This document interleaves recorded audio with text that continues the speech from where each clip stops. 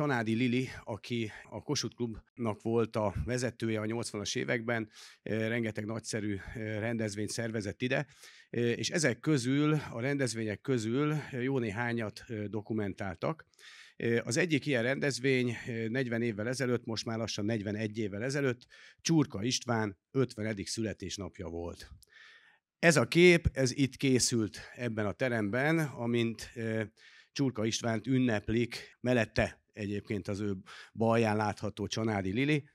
Ez az ünnepi pillanatnak a kocintás része, illetve, hogyha a harmadik képre megyünk, akkor lehet látni, milyen ajándékot kapott Csurka István. Egy kolbász csokorral kedveskedtek neki ebben az esetben. Én azt gondolom, hogy ez egy olyan történelmi pillanat, ami még ugye itt a szóba került eseményeket figyelembe véve még a politikai pályafutás előtt van, és az írófejedelmi ünneplés csúcspontjaként is apostrofálható. Ebben a teremben történt 40 évvel ezelőtt ez az esemény, úgyhogy ennek szellemében kívánok egy kiváló múltidéző beszélgetést a kerekasztal résztvevőinek, és át is adom a szót Záró Péter Farkasnak. Csurka István nem csak ekkor, hanem hát nagyjából, amiről most ez a kerekasztal szólna, a rendszerváltozás időszakában több alkalommal jelent meg itt a Kossuth Klubban, ugyanebbe a terembe. Zsúfolásig megtelt közönséggel, és hát részben arra is büszkék vagyunk, hogy a rendszerváltó pártalakulás folyamatába a Kossuth Klub az egy ilyen központi szerepet töltött be, 3-4 pártnak a történetében is, amelyeket aztán nagyon messzire hordott egymástól a 90-es évek. Ott szerepel, hogy bizony a Kossuth Klubban vagy részben alakultak, vagy teljes egészében, vagy előadás sorozataikat itt tartották. Szóval ennyit felvezetésként, Csurka István is azok közé tartozik, akik hát boldogítják és szépítik az intézményünk múltját. Sok szeretettel köszöntöm a kerekasztalnak a vendégeit. Előjáróban annyit szeretnék jelezni, Lezsák Sándor elnök urat is meghívtuk, sajnálattal nem tudott eljönni, már lekötött programja volt a mai napra, ugye évértékelő és egyben egy vidéki előadása volt innen egyébként, de jelezte, hogy üdvözli a konferenciát, és egyben mi meg köszönetünket szeretnénk kifejezni, hiszen mind a bibliográfia, mind pedig a konferencia támogatásában Lezsák elnök úr abszolút aktívan részt vett, és köszönettel tartozunk neki. Még egyfajta szolgálati közleményként Borvendék Zsuzsannát kell kimentenem, Washingtonban van EP képviselőként, és Pozsgai Zsolt drámaíró barátunk, aki a tanulmánykötetben is önállóan jegyez tanulmányt. Ő most Berlinben van egy filmszimpóziumon, és feltétlenül kérte mind a kettő, hogy jelezzük a közönségnek, hogy elfogadták a meghívást, szerettek volna itt lenni, hát egyfajta poszter előadóként írást fognak is leadni a mai naphoz, mai konferenciához, de személyesen sajnos nem tudtak itt lenni. És akkor kezdjük el, egy mikrofonunk lesz, és így akkor körbeadogatjuk. Ahhoz, hogy egy kicsit belelendüljünk, én mindenkitől először személyes dolgot kérdeznék.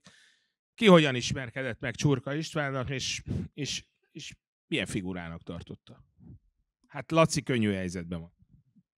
Hát nem tudom, nem egészen, mert én rendhagyó módon ismerkedtem egy Csurka Istvánnal. Én szegedi vagyok, és Szegeden voltam újságíró, és ugyan én nem nagyon akartam színikritikus lenni, de a Nikolényi Pista rovatvezető kedves barátom az egyfajtában arra erőltetett, és állandóan színházba zavart engem, és annak idején akkor építették át a Szegedi Színházat, a kis színházban voltak a bemutatók, és a házmester síratónak volt a bemutatója, és nekem nem csak írnom kellett a darabról, hanem kihasználva azt, hogy a bemutatóra Csurka István is Szegedre jön, a Szegedi Kis Színház előcsarnokában, ami egészen garázda egy hely egy ilyen rendezvényre, ott egy nyilvános beszélgetést kellett nekem lefolytatnom Csurka Istvánnal, Istvánnal, hát Zapszem alig fért volna. Ez 1980-ban volt, 29 éves voltam, és hát én Csurka Istvánnal előtte soha nem találkoztam, a lóversenyt meg egyebeket ismertük, hallottunk róla, írásait ismertem, drámáit is, és akkor találkoztunk, és hát egy kicsit ilyen, én akkor ismertem meg, amit aztán később a könyvben le is írtam, ezt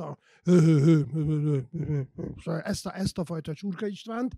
Nem beszélt sokat, ami engem borzalmasan zavart, mert ugye egy fiatal újságírónak, ha kérdez, akkor arra készül, hogy persze pán egy híres ember, hát az majd szépen kimerítően az mondja és válaszol, mint én most neked. De egyáltalán nem erről volt szó, mert állatira, lakonikusan és rettenetesen szűkszavúan intézte el, és minél kevesebbet beszélt, annál jobban zavarba jöttem. Szóval nyilván elég balfácán módon végezhettem azt az interjút így utólag szemlélve, de ez volt a megismerkedés, és utána legközelebb már az MDF-eset, az MDF-et előkészítő idegben 87-88-ban ismertem meg. Hát én MDF alapító tag voltam, a szegedi elnökségnek voltam a tagja, és ott voltak különböző találkozók, amikor legelőször ő Szegedre jött, azt hiszem úgy előzte meg, hogy először Hódmezővásárhelyen voltunk, mert azokkal nagyon jó kapcsolatban voltunk a Grazsáékkal, meg a Koszó Petiékkel, és Hódmezővásárhelyről mentünk át Szegedre, utána Szegeden is többször találkoztunk, és utána már az MDF keretek között ment az ismeretség, aztán ez tevődött, tehát később más területeket, de ez már 87-88, tehát a 80-as az egy ilyen fura előjáték volt.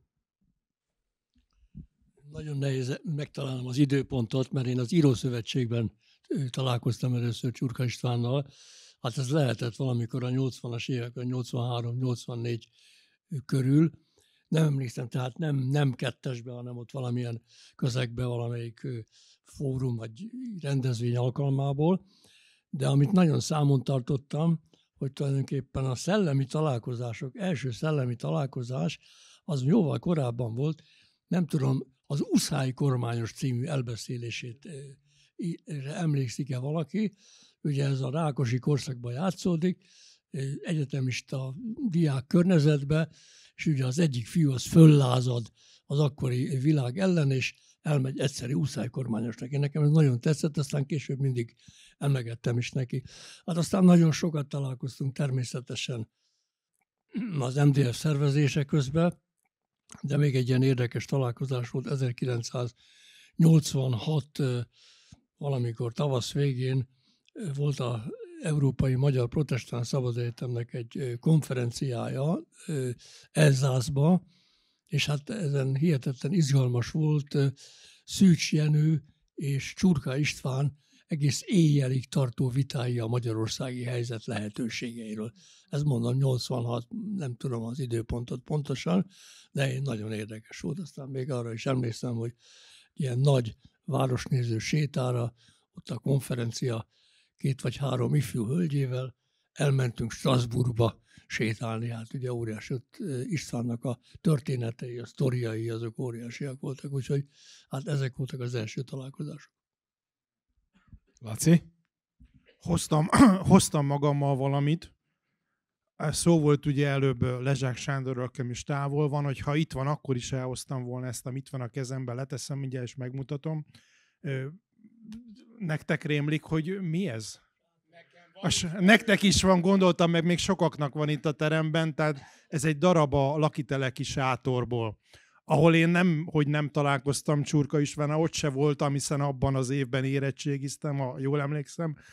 A személyes találkozást megelőzte a művein keresztül való megismerése az ő mi voltának és életszemléletének, a filmjei.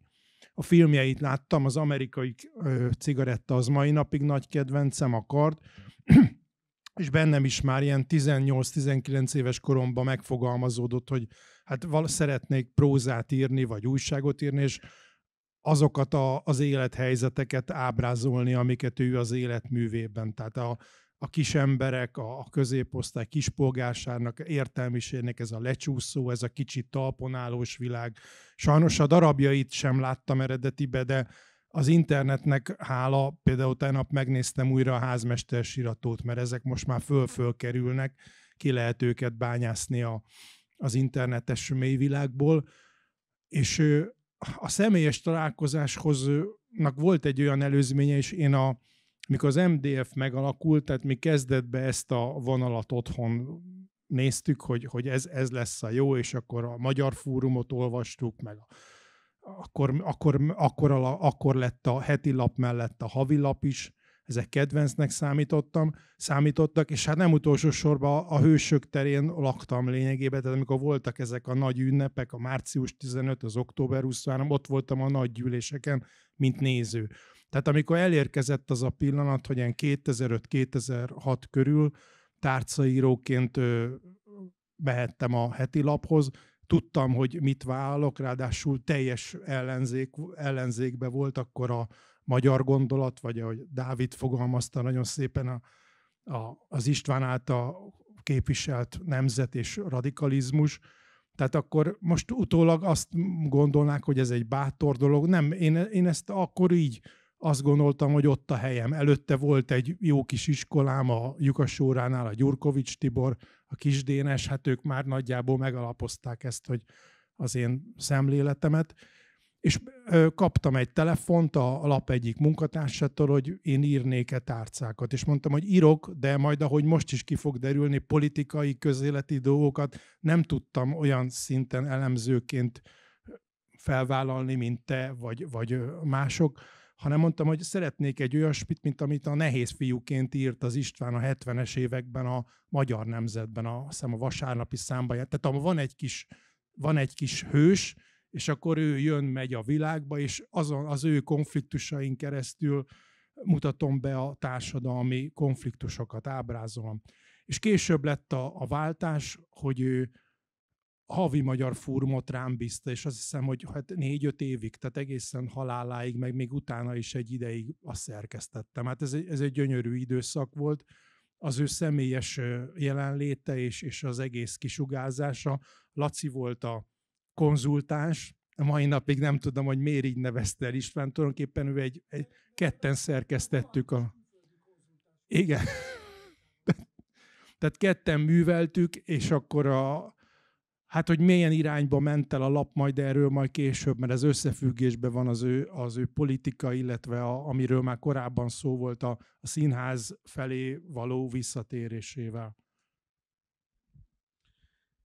Én most moderátorként szerepelek, úgyhogy én különösebben nem akarom megosztani. Az én megismerkedésemet azt megosztottam, és megírtam a kint is vásárolható kötetben. Én 92-ben pont egy héttel a Néhány gondolat című dolgozatának megjelenése előtt találkoztunk Velencefürdőn, és ha tetszenek emlékezni, akkor Horváth Gyula színművész úr, ugye, aki a Szomszédoknak volt az ószeres Etusnak barátja, és hát hallatlan népszerűségű volt akkor Gyula bácsi.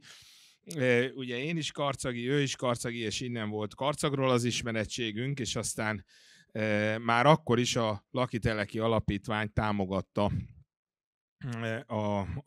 a Bolyai Alapítványt, amely egy nagy kárpát-medencei ifjúsági találkozót szervezett szerte a diaszporából, és ez Ausztráliából, Egyesült Államokból is voltak magyar fiatalok, és hát ennek egyfajta összefogó erejét jelentette Horváth Gyula bácsi, és ennek a tábornak én voltam az ifjúsági vezetője, és lehívta Pista bátyánkat, hogy na hát nézze meg, hogy milyen egy kárpát-medencei ifjúsági tábor. Az első volt akkor, és így ismerkedtünk meg. Na de nézzük akkor egy kicsit meg Csurka István. Az írói mi voltát és a szellemi mi voltát délelőtt körvonalaztátok. Hogyan lett ő politikus? Mert hogyha átnézném, vagy kellene húzzak egy cezúrát, hogy innentől kezdve politikus, akkor én nem találok ilyet. Hanem minthogyha úgy olyan szervesülten jelenne meg, íróként megszólal, az egyben politikai erőtérben van, akkor utána elkezdődik valamilyen szerveződés, ami MDF, de bocsánat, akkor még egyáltalán nem pártként, azt se lehet tudni, hogy lehet-e majd párt. Szóval ti hogy látjátok ezt? Hát én a szerveződés, vagy inkább a szervülést tartom itt megfelelő kifejezésnek, mert ehhez még MDF-re se volt szükség, még a embrionális állapotban levő MDF-re se, mert ha arra gondolunk, hogy Csurka Istvánnak milyen megnyilvánulásai voltak korábban, 80-as évekre gondolok egész konkrétan, ott már ennek a jelei teljesen egyértelműen voltak, itt csak 2 példát mondok gyorsan és röviden. Az egyik, hogy emlékezetes volt, tehát amikor az Írószövetségben elkezdődtek a kilépés körüli zűrök, akkor volt neki 88, igen, volt neki egy a kilépés megelőző, ő már hivatkozhatott arra, hogy neki volt korábban is egy írószövetségi balhéja, ami viszont 83-ig megy vissza, mert ugye akkor volt a nevezetes Durai-féle előszó ügye Csórival, és ugye nagyon jól tudjuk, hogy Csórinak mi mindent kellett elszenvednie a Durai előszó miatt, és utána Duraival kapcsolatosan egyre inkább átterelődött Magyarországon lévő szó a politizálás Csórira. Csóriról mindenfajta intimpistáskodó dolgokat kérdezgettek tőlem is, erre jól emlékszem, de Csóri mellé lassacskán a magyar értelmiség krémje azért kezdett, nem mondom, hogy túl nagy számba, de kezdett fölzárkózni, és ezek közül kiemelkedett Csurka István, én pontosan emlékszem rá, hogy szamizdatként együtt terjesztették a Durai-féle előszót, és azt a levelet, amit az Írószövetségből való első kilépésekor, mert ez volt az első kilépése, még a 86-os balhé előtt, tehát már akkor hivatkozhatott erre ő, a Durai-féle előszó, tehát Csóri Sándorra való szolidarizálás miatt Hubay Miklósnak, az Írószövetség akkori elnökének írt egy kb. 3 flekkes, de lehet, hogy 4 flekkes levelet Csurka István, ami töményen megmutatja a későbbi Csurka Istvánt a maga politizáló teljességében. Ő kifejti azt ilyen álnaív, nagyon jópofa módon szatirizálva, hogy hát én nem értem, hogy mi baj van ezzel a teljes egészében egyetértek azzal, amit Csóri Sándor mondta, hát ez mind így van, természetesen. Szóval ilyen álnaív rácsodálkozás, hogy persze, hát, amit Csóri elmond a Durai előszól, persze, hát ez mind igaz. Na most utána ezt nagyon alaposan kifejti, tehát részletesebben kifejti, ami már teljes egészében a politizáló Csurka Istvánt mutatja, ez az egyik dolog, és ezt követően, de még az Írószövetségi nagy 86-os balhé előtt megjelenik a már délelőtt is emlegetett az Elfogadhatatlan realitás című kötete, ami, ha jól tudom, először nyugaton jelent meg, New Yorkban. És az elfogadhatatlan realitást én azt érzem talán az első olyan egyértelmű határozott darabnak, ahol ez a fajta, tehát a politizáló, az MDF-es, a későbbi miépes Csurka István, nyugodtan azt mondhatom, hogy szinte teljes fegyverzetben, ami az alapokat illeti, megjelenik. Ott már a harmadik utas klasszikus megfogalmazás is tulajdonképpen észlelhető, és egyáltalán az a fajta eszmerendszer, az a fajta nézeteknek az összessége úgy egybefonva, nagyon töményen, ami aztán alapjaiban jellemezte őt. Tehát ez a kettő a 80-as évek közepére már szerintem végső soron mondom, szinte teljes fegyverzetben áll előttünk.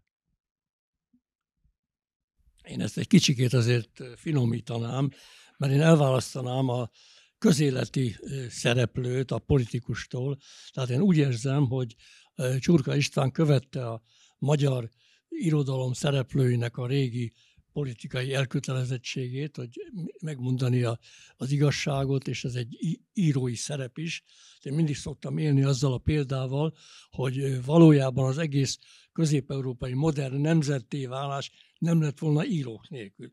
De mindig a lengyelek példáját említem, hát Mickiewicz nélkül nem volt Lengyelország, de volt Mickiewicz, aki mondjuk modern nemzetet teremtett. Na most ez a szerepvállalás, ez az egész 80-as évek ellenzéki mozgalomaira, és 89-re is áttevődött. Lehetne sorba venni a politikusokat, írókat, Václav Haveltől, tudom én, a horvát Lado Gotovácig, a román Dinescuig, ugye a 89-es forradalomban, Tehát azt akarom mondani, hogy én az első szakaszban, amiről Domokos László beszélt, a közéleti szerepet vállaló írót jelenik meg. Egyébként hozzátenném, hogy Durai Miklósnak a perén egy alkalommal, talán Mészöly Miklóssal ott volt Pozsonyban Csurka István, amiatt azért egy nagyon bátor vállalás volt. Na most én a politikai szereplést azért attól az időtől számítom, amikor létrejött egy politikai, hogy is mondjam, feladatokat vállaló mozgalom, már mint a Magyar Demokrata Fórum, amelyiknek ugye az első alapítója volt, ugye a meghívó levél egyik aláírója volt lakitelekre, és valahogy attól kezdve kell neki tudatosítania a politikai szerepet. Na most abban azért én nem értek egyet, lehet, hogy itt mellettem ülőkkel se 100%-ban, hogy ő igazából a politikai szerepre lett volna teremtve. Én legvégig úgy érzem, hogy benne azért ott volt mindig az író. Az írónak a lázadása és a türelmetlensége, már elnézést kérek, de néha a hebehúrdzsasága. Na most a politika sokszor technikai kérdés. Nagyon egyszerű dolgoknak a megvitatása, a megbeszélése, a lehetőségeknek a mérlegelése. Na most ott ő néha, én nagyon sok elnökségi ülésre emlékszem, ahol ragyogó ötletekkel jött, szikráztak belőle az ötletek.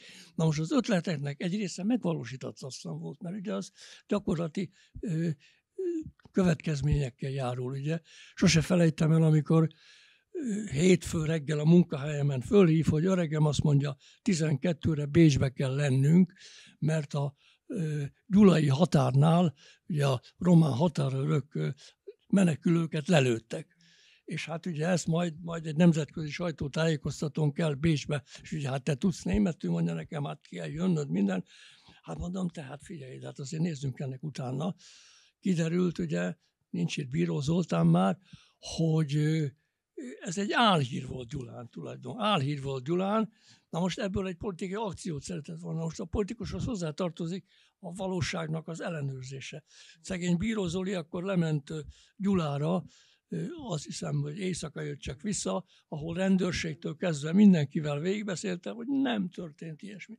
Na, nem akarom ezt folytatni, de hát mondom, ő benne a politikus, hát jó, nem volt időnk, hogy bennünk megérjen a politikus. Most ezt sokunkra mondom, mert úgy belekerültünk ebbe, hát Csurka István is kicsit belekerült, mint Pilátus a Kédóba, és volt benne egy kicsit, egyébként sokan voltunk így, azért nem tudom, hogy Arany Lászlónak a verses regényét emlékeznek, ugye a Déli Bábok hőse. Volt benne egy kicsit azért egy Déli Báb hős. Nem csak őben, nem mondom, nagyon sokunkban. Én is úgy gondolom, ahogy tanár úr mondja, hogy nem lehet külön választani, és inkább én drámaírónak tartom őt a mai napig, úgy is kedveltem meg. Na most a politikus alkat, ahogy belőle előbújt, ennek szerintem családi gyökere is vannak. Nagyváradon éltek nagyon sokáig, egy olyan jó középosztályba ért, a Szeszgyára volt ugye az édesapjának, és nagyon fontos a Nagyvárad kapcsán, Trianonról ott beszélt a családot. Nem lehetett mellé dumálni, ahogy mondaná az István. Hát mindenki tudott ott tisztán, hogy hogyan lettek elszakítva, milyen érdekek folyamán, amit élete alkonyán írt meg a 6. koporsóba, a háttérérdekek. Egy mostoha testvére volt neki, aki csendőr volt, és őt nagyon meghurcolták 56 után, ugyanoda börtönözték be a Dunadeltába, ahol Páskándi Gézát, csak az ott szerzett betegségébe az ő csendőrbátyja meghalt. És ami még, ugye édesapja tagja volt az Imrédi féle pártnak, a Magyar Élet pártjának, szóval politikailag azért otthon ők nem arról beszéltek, hogy mit írnak, akkor szabad nép volt talán, vagy nem tudom, még nem volt népszabadság az 56 után.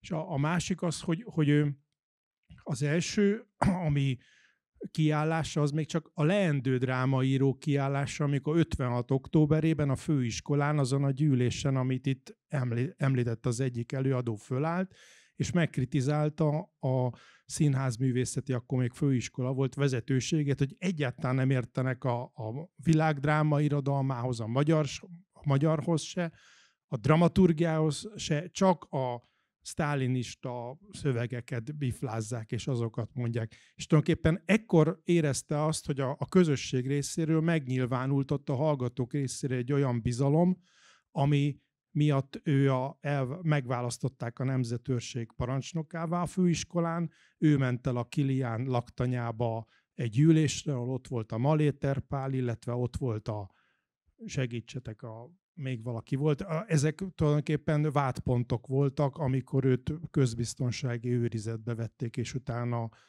Kistarcsára internált. Tehát ott már megszólalt benne a politikus, ami aztán a bebörtönzés, a meghurcoltatás, illetve az írói sikerek miatt egy időre úgy tűnik, mintha nem lett volna, de mindig benne volt, hiszen ő maga írta meg az esztétába, hogy tulajdonképpen nem volt egy olyan gondolata, amit drámába másképpen természetesen abszurd, groteszk módon, de ne jelzett volna.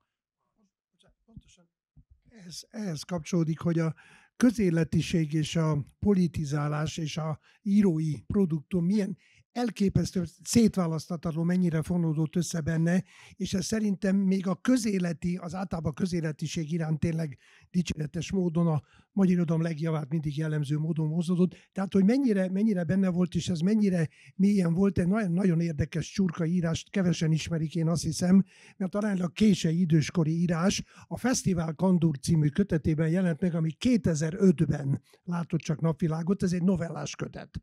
Általában csurka novellákról, ugye regényekről beszélünk, drámákról pláne. A csurka novellákról méltatlanul kevés szó van, szerintem ez hiba, de mindegy.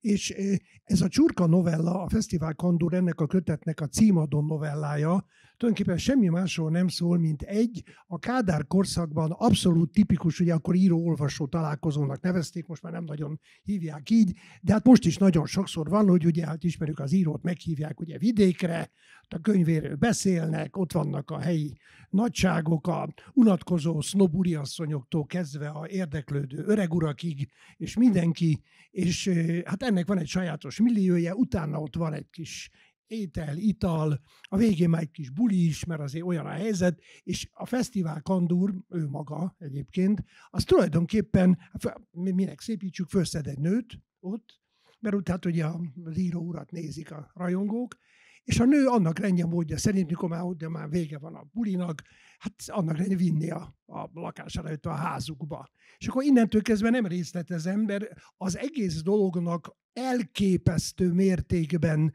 olyan levegője van, aminél Kádár rendszeribbet nem nagyon tudok elképzelni. Tehát ez ott úgy pedig, hát hétköznap ez most is megtörténhetne, ha belegondolunk. Most is vannak ilyen vidéki dolgok, az íróra ráhajt egy nő, mert mit tudom, sznob, vagy tetszik neki, teljesen mindegy, és elviszi őt, ha úgy tetszik, szobára, mindez a hazaviszi, nem történik semmi egyéb közben, de az a levegő, az az atmoszféra, az az aroma, az elképesztő. A kádári valóságnak a teljes levegője elképesztő mértékben benne van, és ez csak egy novella, tulajdonképpen egy hosszabb elbeszélés, azt hiszem pontosabban ezt mondom, tehát terjedelmében se nem különösebben hosszabb írás, és ez csak azt bizonyítja, hogy olyan elképesztő mértékig összefonódott, tehát valószínűleg Csurka István nem tudott olyat írni, akart volna se, amiben akár a legnagyobb rossz indulattal vagy jó indulattal is a köldöknézésnek akármilyen formáját föl tudtuk volna fedezni. Tehát ez a bizonyos Petőfi fél, hogyha nem tudsz más, mint eldalolni saját fájdalmat, sörömed, hát nála aztán ilyen nem volt. Szóval ez egyszerűen kizárt dolognak tartom. Tehát a közösségi indítatás, hogy mindenből a közéletiségnek a politizálás irányába mindig elcsavarodó ábrázolása, ez teljes mértékben megvan, novella, dráma, akár regény is, teljesen mindegy, megvan. Ez a lényeg, teljesen összefonódva. Itt csak nagyon röviden, nyilván a személyiségben kell keressük, az attitűdben kell keressük, hogy akkor ez az attitűd milyen viszonyban van az irodalommal, és milyen viszonyban van a politikával. És a köz és ez a személy összefonódása számomra az, ami ami Csurka István. És ez ebben való viszont nagyon világos, nem himi, nem humi, hanem a Dávid által elmondott eszmeiség mentén pedig állásfoglalás. Diák vezér. Író vezér. És aztán párt vezér. Azzal én egy kicsit vitáznék, hogy ez a párt vezérség, ez nem ült bele a személyiségébe. Én ebben az időszakban voltam mellette, nem rövid, 9 évig.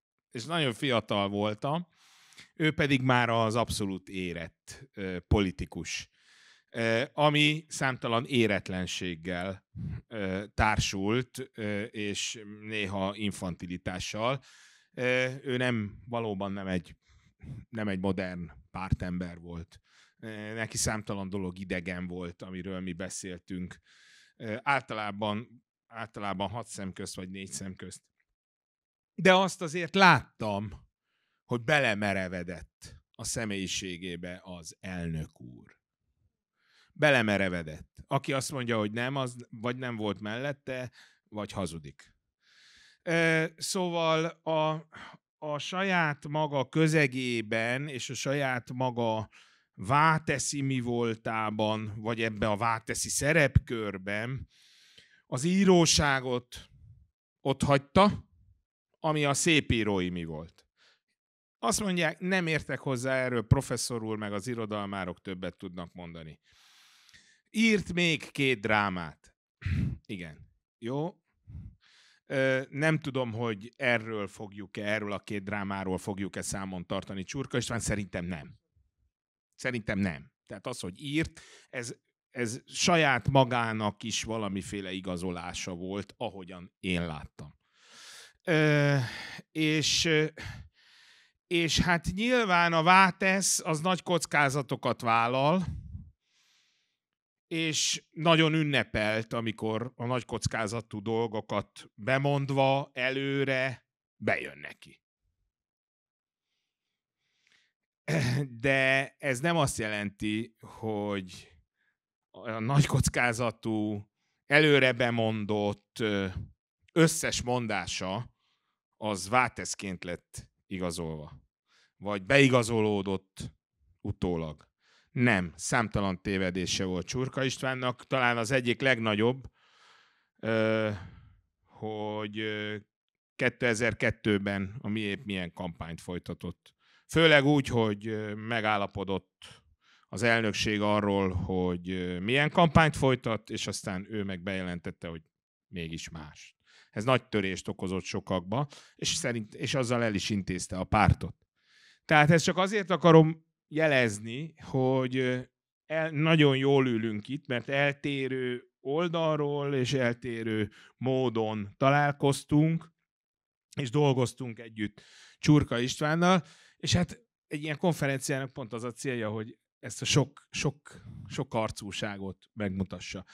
Térjünk egy kicsit vissza azért, ahonnan ez a politikusi pálya elindult, az MDF-hez. Ti abszolút ott voltatok, alakítottátok a dolgokat, alapítottátok a dolgokat. Ebben az időszakban Csurka személyiségét hogyan láttátok? És akkor hadd kezdjen professzor. Először is én nagyon örültem, mert tudtam azt, hogy szükség van a mozgalom elindításához országosan ismert és elismert személyiségekre. Hát ilyen volt Csóri Sándor, és ilyen volt Csurka István.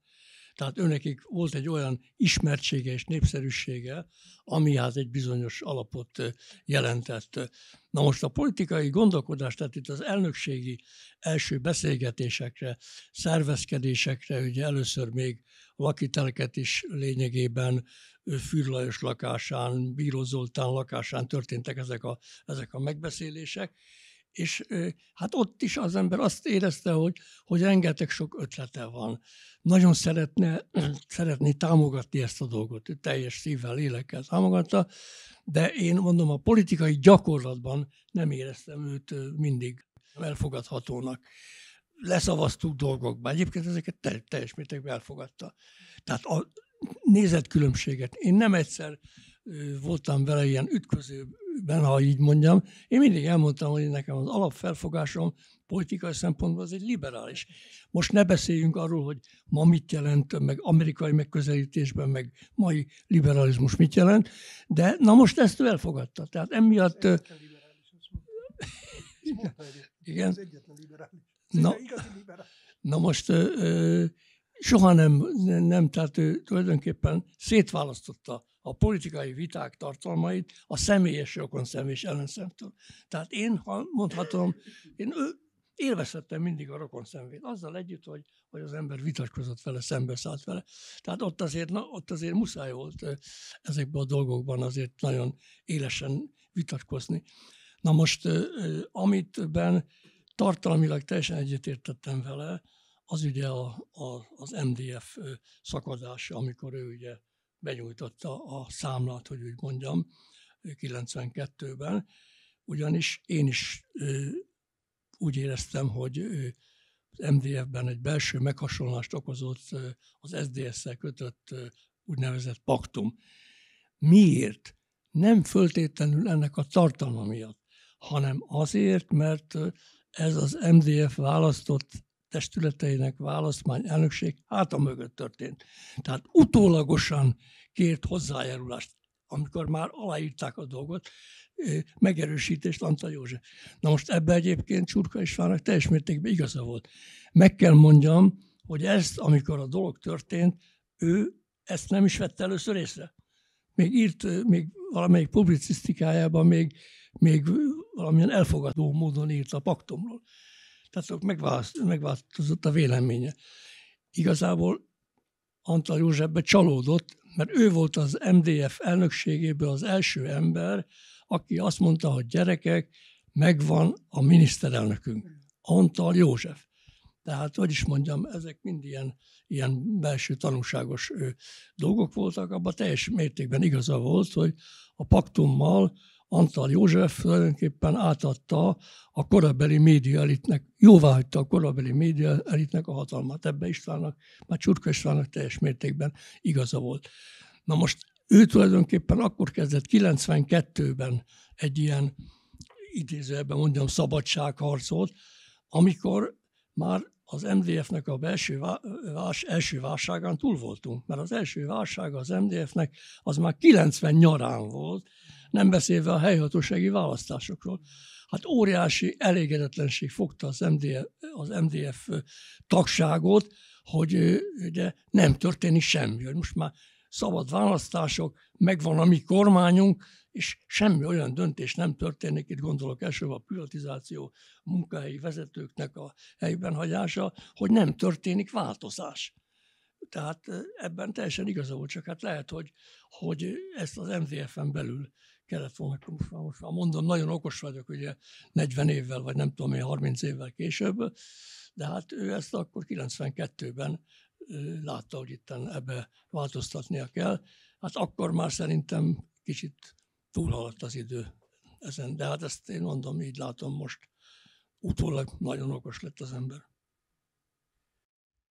Hát szóval én persze másféle dimenziókban találkoztam MDF szinten is Csurka Istvánnal, mert ahogy említettem, hogy ő időnként egyébként 88-as évre alapvetően jellemző volt, mint 89 elejére is, hogy a MDF vezérkarából legtöbbet ő, Csóri Sándor és Fürr Lajos jártak le, legalábbis hozzánk Szegedre, Csongrád megyébe, és hogy a Bíró Zoltán pedig helyben volt, tehát nekünk mázik volt, mert Bíró Zoltán akkor a Szegedi Juhász Gyula Tanákképző Főiskolán tanított, tehát ilyen szempontból egy kényelmes helyzet volt.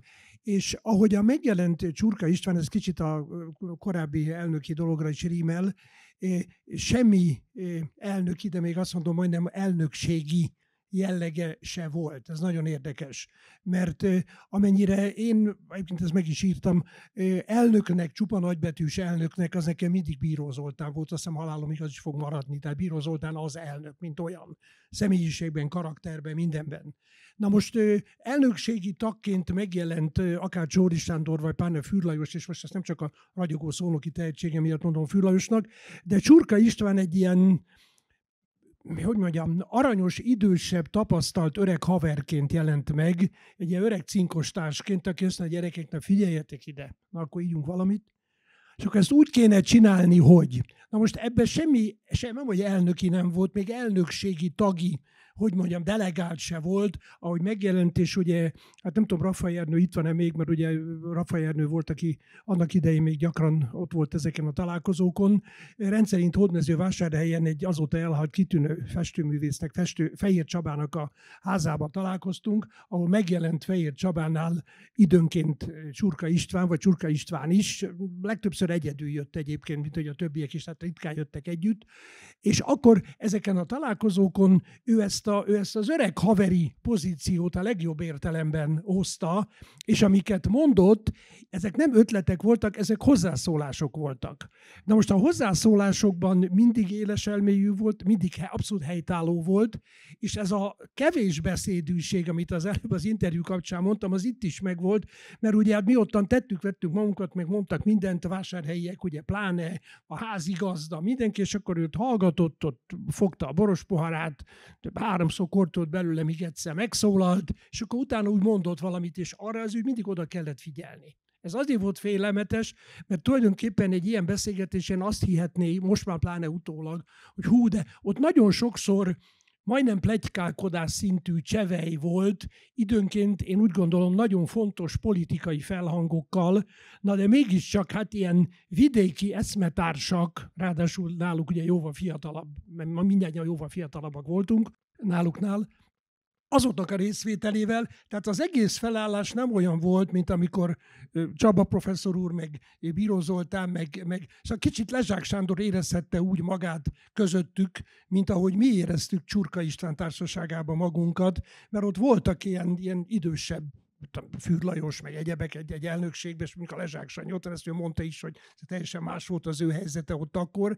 Most mi így éreztük, mikor Csurka István lejött. És amikor ott ő megnyilvánult ilyen MDF-es ügyekben, mondom, sokszor majdnem pletyka szinten csak, ez azért volt érdekes, mert ha néha megszólalt, annak a súlya megmaradt. Én arra emlékszem, hogy hogy köszöntek ezek vissza, néha publicisztikáiba. Hogy például nagyon érdekes volt, hogy ugye mondták, hogy Antallal összevesztett, nem a néhány gondolat kapcsán veszett össze igazából, hanem azután, mert a néhány gondolatban ő Istentől választott embernek nevezi abba az írásba Antal Józsefet. Istentől választott ember.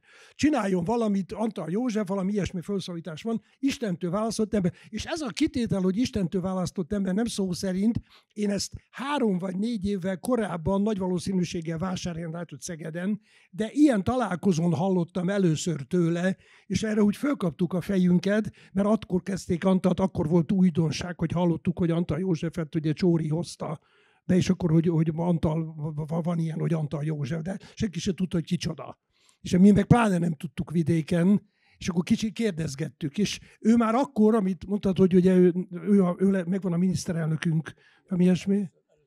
Igen, na most ezt ott így nem mondta, de azt éreztette, hogy hú, hát azért ez nem akárki. Szóval azért gyerekek. Szóval könnyen eljutunk odaig, hogy amikor azt a kitételt olvastam, hogy Istentől választott ember, és ezt le is írta, ami nem akármilyen súly, ennek megvolt az előzménye, és erre föl kellett figyelni, ez a lényeg. Tehát ő mindig ilyen kijelentéseket tett, látszólag ilyen könnyed csevej, borozgatás, meg egyebek közben, és ez nagyon föltűnő volt, és természetesen nagyon imponált. A történeti hitelesség kedvéért és tekintettel arra, hogy a néhány gondolatról elég sokat és sok mindent írtam, a pontosság kedvéért a szöveg az, hogy egy Isten által látogatott. Az nem azt jelenti, Laci, hogy Istentől választott, vagy Istentől látogatott, amikor egy halálosan beteg. Ez a te értelmezésed, és maradjunk a textusnál, amely textus azt mondja, hogy Isten által látogatott ember egy halálosan beteg miniszterelnökre. Tehát, de ez csak azért kell jelezni, mert ilyen nüansznyi homo iusion témakör az, amely aztán majd körülveszi őt, és hát egyben meg is osztja a tábort. de erről szintén a kötetben alapvetően és alaposan írtam. Egy kicsit, ha ezt a lakitelki időszakot így kutyafuttába, hiszen máshogy alapvetően most ez a beszélgetés nem tesz más lehetővé. A szerkesztői munkásság kapcsán, Laci, neked mi volt a tapasztalatod? Hiszen azok az idők, amelyekről az urak beszéltek, azok nagyon elmúltak.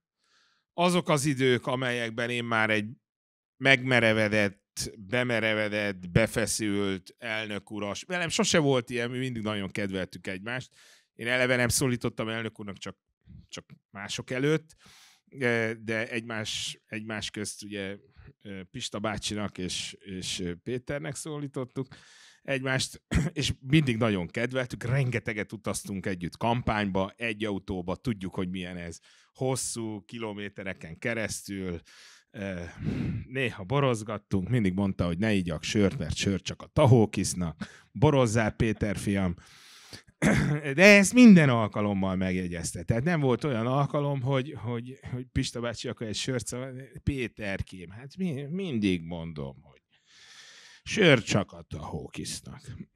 Szóval már ez az idő is elmúlt, és se vagyok ott, de ott van mellette a Laci. Milyen volt ez az időszak? Nem, teljes mértékben nem múlt el. Én láttam sört inni. Tehát teljes mértékben azért az nem múlt el ez az idő, de tehát én nem az elnököt, a drámaírónak a bohém arcát mutatta nekem, tehát mentem ki többször, hát lóversenyre azt hiszem csak egyszer mentem ki érte, de sokfele jártam. A szerkesztői munka vele könnyű volt, mert nem szólt bele. Tehát Erika is megerősítheti, mert Szőcs Zoltán a sokkal hosszabb ideig a kezdettől a Havi Magyar Fórumot készítették, engedett, de nem megnézte a végén, de nem kellett semmit előtte megbeszélni vele, hogy lesz, mint lesz. És ami egy fontos változása az élete vége felé, honnan tudtam volna 11-ben, hogy az élete véget. Gondoltam, hogy majd most jön meg lesz az új színház, és itt hogy válaszoljak a kérdésre, hogy foglalkoztatta a közélet, hiszen a másfél oldal teleírta a heti lapban, akkor is minden héten, de a színház, akkor ő már neki a színház volt előbb hallhattunk egy idézetet a professzor úr, amikor a színház mi volt, önmagát elhelyezi, hogy mint az ókori görög dráma. Igen, ő ezt tanulta a főiskolán, a Hubai Miklós volt nagyszerű tanár, Czibor János, meg sorol Mészői Dezső. Tehát ő ezt az ókori vonalat, hogy a hely, ahonnan látni az Isten, akkor már én úgy éreztem, hogy el is tűnt a tömeg, tehát már nem a Hősök tere az, ahonnan fölnéz, és ott a történelmi nagyszerű szobrokkal az Isten is néha talán visszatekint, hanem a színház. És neki ezért is írta meg azt a 2 darabot, és a színház felé nem csak szerette volna, mert valamelyest ezt megcsináltuk a Lacival, hogy a lapot az irodalom, több irodalom, főleg színház, és kicsit kevesebb közélet és politika. Itt hoztam hát ez nem végrendelet, ezt nekünk írta a Lacival egy ilyen kézírásos 1,5 oldal. Ennek az a lényege, hogy ő már akkor lehetett tudni, hogy új színház, és Dörner, és Posgai, és már tudták azt is, hogy a Páskándi Gézától a vendégség, és a Kodolányi Jánostól a földindulás lesz az első darab. És akkor ebbe a levélbe leírja, hogy legyen háttéranyag, tehát magazinrész legyen a Havi Magyar Fórumban, ami kimondottan a 2 szerzővel foglalkozik, a művek születésével, körvonalazott egy kiállítást az új színházban, ami meg is valósult később, ott legyenek kitéve könyvek, kéziratok. Ez foglalkoztatta. A személyes véleményem az, hogy miért. Azért, mert például jártunk el vele nyilvános próbákra, főpróbákra, és hihetetlen szeretet vette őt körül. Én is, mikor ott voltunk, ahogy a nénik, a bácsik, hát tulajdonképpen, az, hogy bálványozták, ez nem igaz, hanem mert ez egy pejoratív kifejezés, de olyan szeretet, az István én szerintem egy nagyon szeretetre méltó ember volt. Én nem láttam azokat az arcait, amikor nyilván a pártpolitikai konfliktusok, feszültség miatt biztos, hogy odavágott, meg odaszólt, meg keményebben, meg durvában. Én egy szeretetre méltó embert is, mert az a hihetetlen nagy súly, ugye, amit az atléta voltából örököl, ő szerette a bűnösöket is. Tehát ha elolvassuk, vagy megnézzük a drámáit, látjuk, hogy a negatív emberek is hát esendően ilyen gogoli módon vannak, groteszk módon, hogy nem haragszunk rá, szeretett mindenkit. És ezt a szeretetet visszaadta neki a közönség ezeken a bemutatókon. A Karinti Színházban. Tehát ott voltunk, és hát ugye amire azt képzelnénk, hogy hát nem ez a, hogy fogalmaztál az előbb, hogy radikális és nemzeti vonal, nem, hát az egy más. De imádták, hát a tenyerükön hordozták. És ezt ő nagyon-nagyon élvezte, és talán ez neki egy kis orákulum volt, egy gyógyító arra a sok dologra, amikor azt mondta, hogy golyófogónak talán jó leszek, ezt mondta az MDF alakulásákor, hát őt szitává lőtték, úgyhogy ez kellett neki, ez a szeretet. És akkor így utolsó kanyarok egyikében, hogy látjátok azt, hogy lett ő a magyar politikai arénának a mumusa? És hogy lett egy ilyen ként leírt ember az egyik leggyűlöltebb emberré?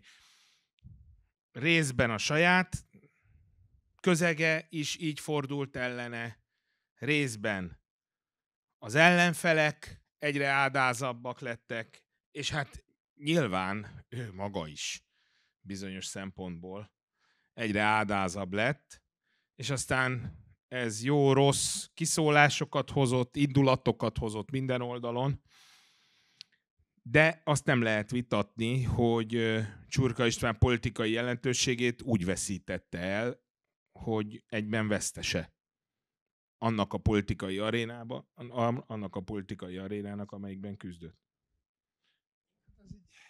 Ez egy nehéz, és tulajdonképpen valószínűleg a leggyötrelmesebb kérdések egyike, és szerintem talán a legtöbbet, vagy talán a legtalálóban erre ő maga válaszol, vagy legalábbis megpróbál nagyon elgondolkodtatóan válaszolni az esztétában.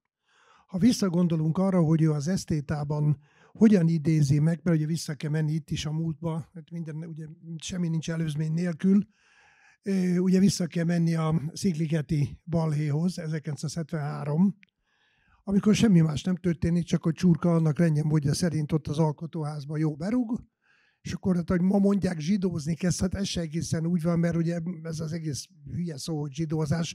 Ő tesz nem is antiszemita megjegyzéseket, tesz olyan megjegyzéseket, ami, hogy mondjam, zsidózásnak is nevezhető, de ez egy nagyon-nagyon képlékeny fogalom. Szóval minden esetre, hogy mondjam, elég szabad szájúan és eléggé, hogy mondjam, bizonyos szempontból a részegekre jellemző gátlástalansággal mond olyan dolgokat, amiket egyébként nyilván egészen másképp fogalmaznánk meg egy intelligens értelmiségi beszélgetés folyamán. Na de az a kérdés, hogy alkotótábor, este van, isznak, és ő már annak rendesen be van állítva. Na most ez a kezdet, amiből penetráns nagy botrány keletkezik, de az érdekes az, ahogy ezt ő leírja, nem is annyira ezt, hanem ennek a közvetlen következményeit. Mert utána, egyébként ez is a szeretetre méltóságát bizonyítja, hogy ha már a zsidóságról van szó, és ugye zsidózónak nevezték, hát ez később 5 milliószor jött elő a rendszerváltozás után, meg az antiszemita beállítás, meg az egész antiszemita dolog, hát ő a Szolzsenyicin könyvére alapozott egy egész tanulmányt, mert pedig így van, ahogy hallottuk itt délelőtt. Abban az van benne, a Szolzsenyicinben, amit ő meg is ír, hogy a szeretet, egymás szeretetének a himnuszát írta meg Szolzsenyicin. Szolzsenyicin is fogalmaz így, de szó szerint Szolzsenyicinről, vagy Szolzsenyicin kapcsán fogalmaz így Csurka István. Ennek a könyvnek az ürügyén. Hát azért ez már önmagában, na mindegy. De ott azok a zsidó származású barátai, akik egyébként nagyon jó barátai voltak, és haláláig azok is maradtak mindegyik. Például csak Zer Zoltán kell mondanom egyedül, de mondhatom Rész Pált is például, mondjuk maradjunk kettejüknél, akik teljes egységben elképesztő, alig, hogy összebeszéltek volna, nagyon vehemensen, nem csak, hogy kiállnak Csurka mellett, hanem azokban az időben, gondoljuk be, 73-70-es évek első felében vagyunk, szóval akkor azért mások a viszonyok, meg a vitakultúra, meg mindenfajta megszólalás lehetősége is Magyarországon, úgy állnak ki érte, hogy elképesztő, és utána ezt ő idézi az esztétába, hogy az őt igazán támadóknak azt fájta legjobban, hogy zsidó barátai védik meg az állítólag zsidózó csurkát. Na most azért ez elég megbocsáthatatlan lehetett. Szóval, hogy mondjam, a későbbiek folyamán ezt nyilván nem felejtették el azok a, mondjuk így, hogy cionista, vagy mindegy, hogy hogyan mondom, de mindenképpen gyűlölködő beállítású emberek, akik ennél kisebb dolgokat sem nagyon tudtak elfelejteni, és akik azt mondták, hogy mi jobban gyűlölünk benneteket, mint így gyűlöltök bennünket is. Emlékszünk erre, mert ez már rendszerváltozáskor volt. Most hagyd nem mondjam az illetőt, ezt a jó hangulatú találkozót nem szennyezem be, az most az ő nevét kimondom, de voltak ilyen elhangzott mondatok. Ennek következtében lehet azt látni, hogy az előzmények elég messzire mennek vissza. Na most, amikor a rendszerváltozás elkezdődik, és ugye kettőt szoktak említeni, az Apák és Fiúk című jegyzetet, ami, azt jól tudom, 90. januárjában hangzott el a Vasárnapi Újságba, és a másik pedig, hogy Apák és Fiúk, bocsánat, Apák és Fiúk. Azt a Kisgerezsa jegyeztem, és ő arra reflektált. Na ez az, amit nagyon megjegyeztek. A másik pedig, az ébresztő az volt a másik, azt akartam mondani, amire ráfogták az ébredő, meg minden egyéb, amiről itt szó volt. Na most erre a kettőre hivatkozva, de szerintem ennél sokkal többről volt szó úgy összességében, következőbb az, hogy szó volt a drámákról. Na most, amikor a Megmaradnit bemutatták, az MDF teljes vezérkara ott volt Gyulán, emlékszem rá a Megmaradninak a bemutatóján, nagy ünnep volt, nem tudtuk, hogy hosszú időre a leges-leges legutolsó csurka bemutatót látjuk Gyulán, 1987. Nem, 88-ban, azt hiszem, 88 volt, igen, a Megmaradni, ugye hát akkor már a romániai dolgok nagyon élesbe mentek. Nem tudtuk, hogy az utolsót látjuk. Onnantól kezdve, amikor a nagy stop beállt a budapesti színházakba, és 89-től 90-től végig, 2011. szeptember 27-ig, amíg a Karinti színpadon az eredeti helyszínt be nem mutatták, nem játszottak Magyarországon sehol egyetlen csurka darabot se. Annak az embernek a darabját, ez nem akármilyen bosszú azért, és nem akármilyen föllépés, annak az embernek a darabját, aki maga mondta nekünk nagyon büszkén többször, hogy volt idő, nem volt olyan, még állítólag a legsikeres, még Molnár Ferenccel se fordult elő, hogy egyszerre 5 pesti színház játszott csurka darabot. Voltak ilyen időszakok. Tehát azzal az emberrel ezt megcsinálják, ami elképesztő.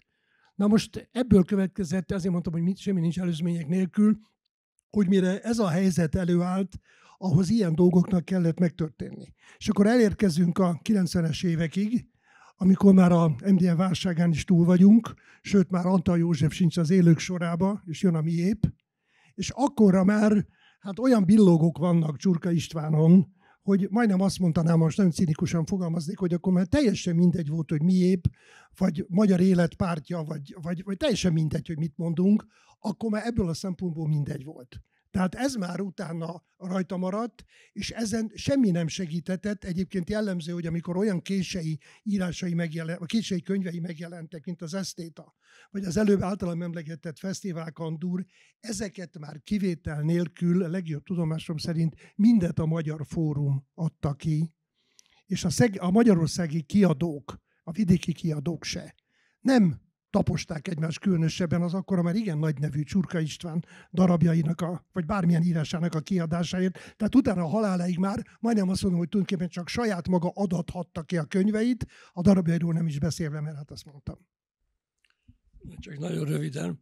Egyrészt erre az ébresztő, hogyha ez volt a címe, ez a vasárnapi, Ébresztő Magyarok Vasárnapi Újság, 89. január, akkor egyébként ugye az első nagy fölháborodás hullám volt, de meg kell mondjam, hogy a fogalmazása se volt mindig figyelmes, hiszen egy gonosz kisebbség, nem tudom, hogy pontosan milyen jelzőt használt, de mindenképpen ilyesmit emlegetett. Na most hát nagyon egyszerű lett volna, hogy azt mondani, hát a kommunista nomenklatúra, vagy a hatalmon lévők. Tehát, hogyha pontosítja, mert így az értelmezésben belekerülhetett, hogy akkor ez lehetséges a magyarországi zsidóság, ami hát egy nagy csúsztatás természetesen.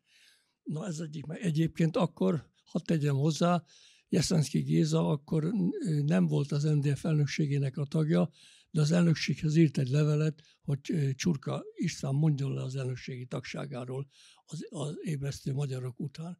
Hát az persze az elnökség abszolút nem fogadta el természetesen. Na most, amit szerettem volna mondani, hogy néha úgy éreztem, hogy minthogyha az ő személyére és néhány meggondolatlan és pontatlan fogalmazása, mert voltak ilyenek, mintha szükség lett volna a magyarországi és külföldi médiavilágnak, mintha szüksége lett volna egy emberen keresztül és egy vezető, MDF vezetőn keresztül egész más ügyeknek a fölhajtani a viharját. Ez egy ilyen érzés volt. És még két megjegyzés, az egyik való igaz, hogy akikkel régi barátságban volt, Konrád Györgyöt hadd említsem, aki 2015-ben egy hosszú nyilatkozatban beszélt kapcsolatairól, barátságáról, Csurka Istvánról a Tiszatájban, egy interjúban, és ott a legnagyobb szeretettel nyilatkozik, hogy sajnálja, hogy nem ment el a temetésére például.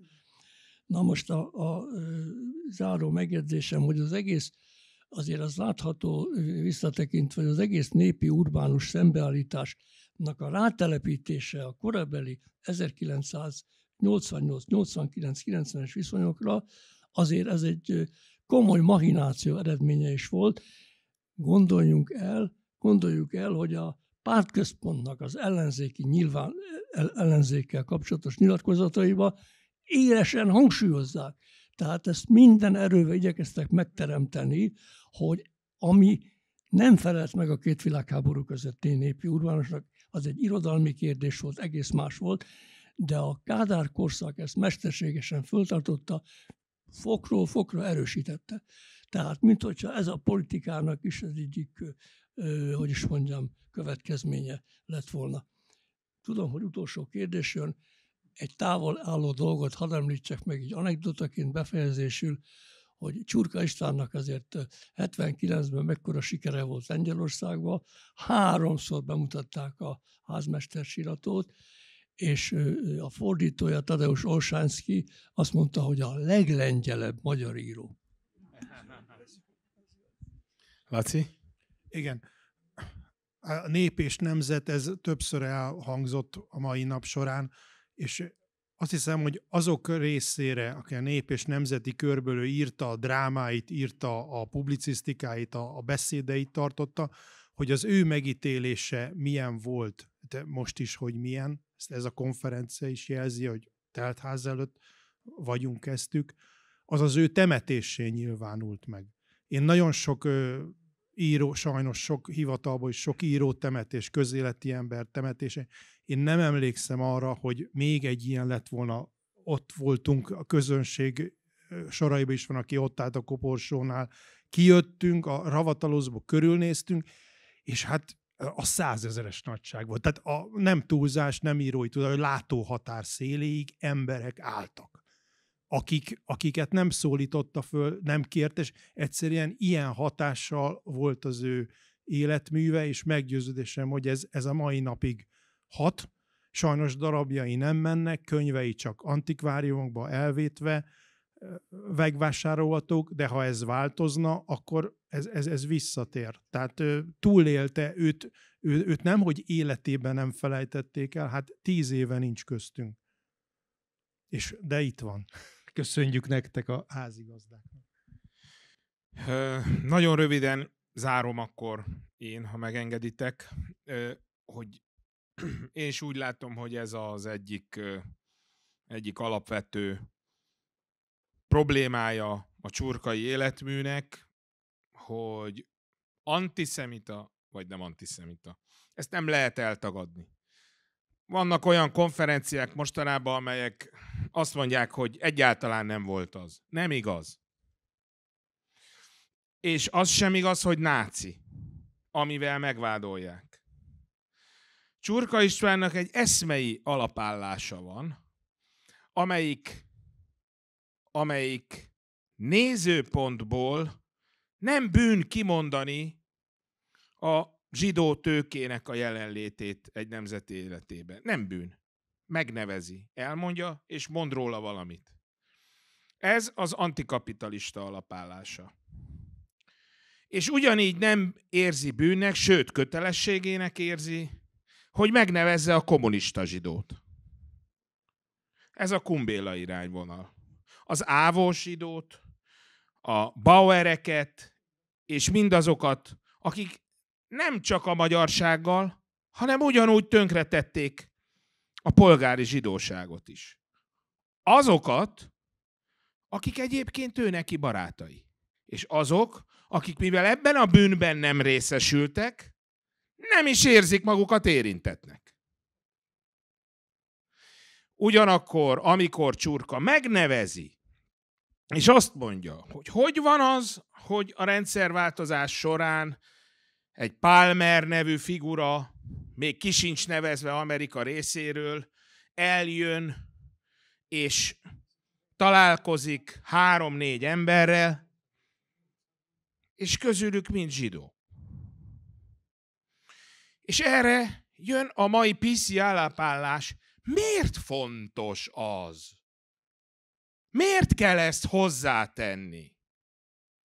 És értjük a mai világot, értjük, hogy miért fontos ez. És erre Csurka személyesen mondta, tehát ezt tőle idézem, rögtön az drámaírói, dramaturg vér előjött.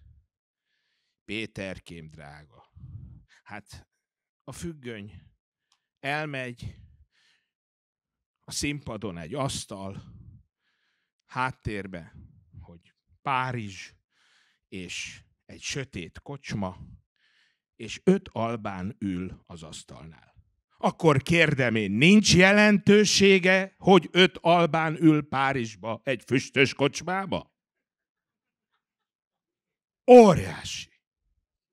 Óriási. Vagyis ő ezt is ilyen szempontból nézte. Hogy hát azért, mert most kényes a téma, hát azért hadd jelöljük már meg, vagy hadd nevezzük már meg, hogy nem 5 Balkánról származó, pontosan nem tudjuk, hogy miért, de itt vannak Párizsba, füstös kocsmába, és nagy valószínűséggel kés is van a zsebükbe. Hanem akkor azt mondja, hogy Párizs, nem tudom én milyen kocsma, egy asztal, és 5 albán ül az asztalnál.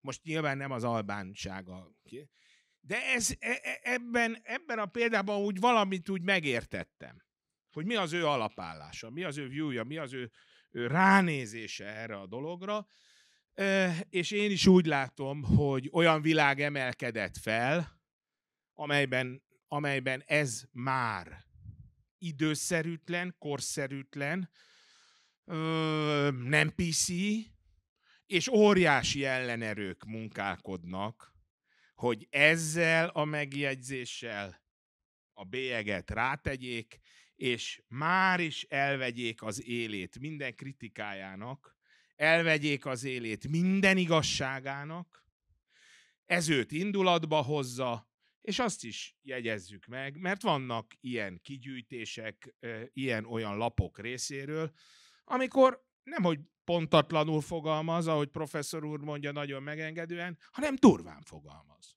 Durván és igaztalanul. Ez az ő indulata, mert ember.